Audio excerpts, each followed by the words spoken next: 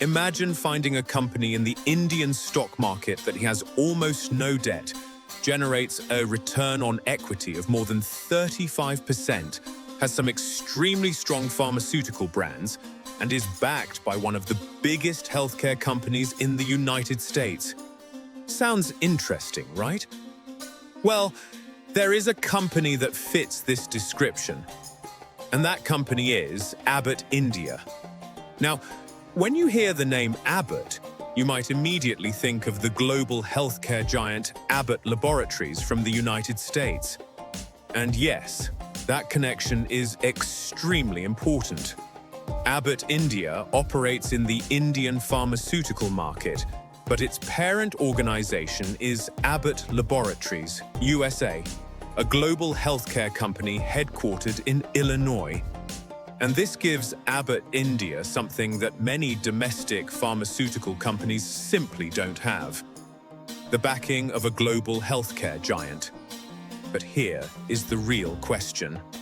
The stock is trading at more than Rs 26,000 per share.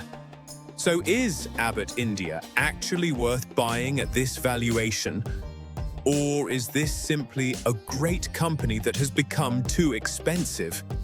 Today, we're going to break down Abbott India's fundamentals, its business model, its biggest strengths, the risks investors need to watch, and finally, we'll discuss whether this stock looks more like a buy, hold, or simply a stock to watch. So, let's get started. First, let's understand the business. Abbott India is one of the major pharmaceutical companies operating in India's domestic market. And unlike some pharmaceutical companies that depend heavily on exporting generic medicines to the United States or Europe, Abbott India has a strong focus on the Indian market. This is important because India's healthcare and pharmaceutical market has a very powerful long-term trend behind it. India's population is getting older, awareness about healthcare is increasing, and chronic diseases are becoming more common. That means demand for medicines isn't something that disappears when the economy slows down. People may postpone buying a new phone. They may postpone buying a car, but they generally don't postpone essential medicines.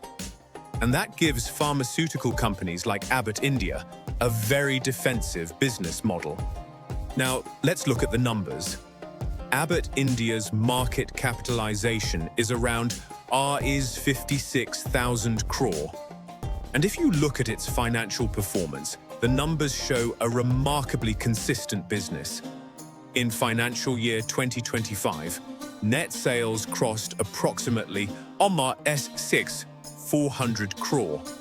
Then, in financial year 2026, sales increased to around Rs 6,929 crore. And profits also moved higher. Net profit increased from around Rs 414 crore in financial year 2025 to approximately Rs 1,552 crore by March 2026. But what's even more interesting is the latest quarterly performance mentioned in this analysis. In the first quarter of financial year 2027, Abbott India's net profit increased by around 17% year-on-year to approximately 429 crore. So, we're not looking at a company that is simply surviving. We're looking at a company that has continued to grow its revenue and profits while maintaining strong profitability. And this brings us to one of the most important parts of the analysis: return on equity. Abbott India's return on equity is around 35%. In simple words, the company is generating a very strong return on the equity capital invested in the business. And then we have return on capital employed, which is approaching 47%. Those are extremely strong numbers. But there is another number that immediately stands out: debt. or more specifically, the lack of it. Abbott India is virtually debt-free. Think about that for a moment. You have a company generating strong profits, generating strong returns on capital, and it isn't depending heavily on borrowed money to operate its business. That gives the company a significant financial advantage. It also means that when interest rates rise or the economy becomes uncertain, Abbott India isn't carrying the same debt burden that highly leveraged businesses might be carrying. And then there is the cash flow side of the business. Abbott India has historically operated with a very efficient working capital cycle. The company has strong bargaining power with suppliers and is able to collect money efficiently through its distribution network. So from a balance sheet perspective, the company looks extremely healthy. But here's where things get interesting. Because a great company doesn't automatically mean a great investment. The price you pay matters. And Abbott India is not exactly cheap. The stock has been trading at a price-to-earnings ratio of roughly 34 to 35, according to the figures in this analysis. Now, if you compare that with a traditional manufacturing company, that valuation might look expensive. But Abbott India isn't a typical manufacturing company. It is a high-quality pharmaceutical business with strong brands, high profitability, low debt, and the backing of a global healthcare company. So investors are clearly willing to pay a premium for that quality. And that brings us to one of the biggest reasons investors like Abbott India: its brands. Take Theranorm, for example. It is a very well-known brand in the thyroid medication segment. Then there is Dufaston, which is widely recognized in women's healthcare. These aren't products that consumers buy because they're fashionable. They're medicines that patients may need repeatedly. And that's where the real strength of a pharmaceutical brand comes in. Once a doctor trusts a particular medicine and patients are comfortable using it, switching isn't always easy. That creates what investors often call a brand moat.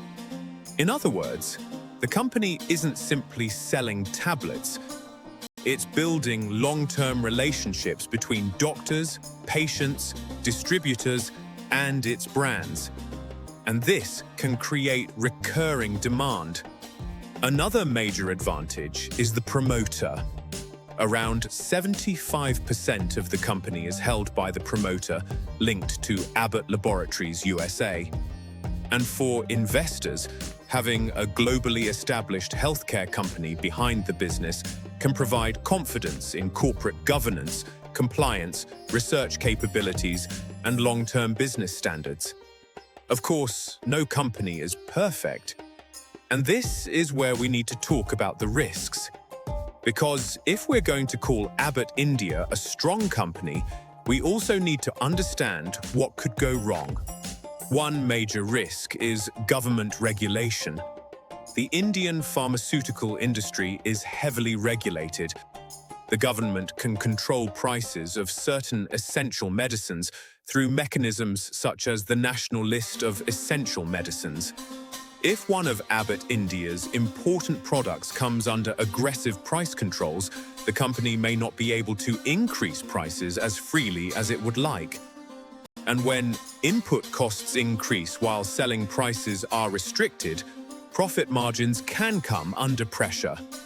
That's something investors need to monitor. The second issue is innovation.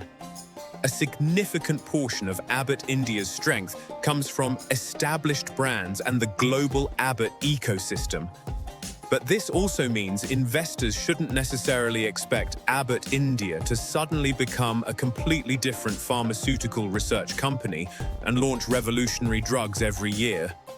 Its growth is more likely to come from expanding its existing brands, entering new segments, increasing market penetration, and benefiting from India's growing healthcare demand.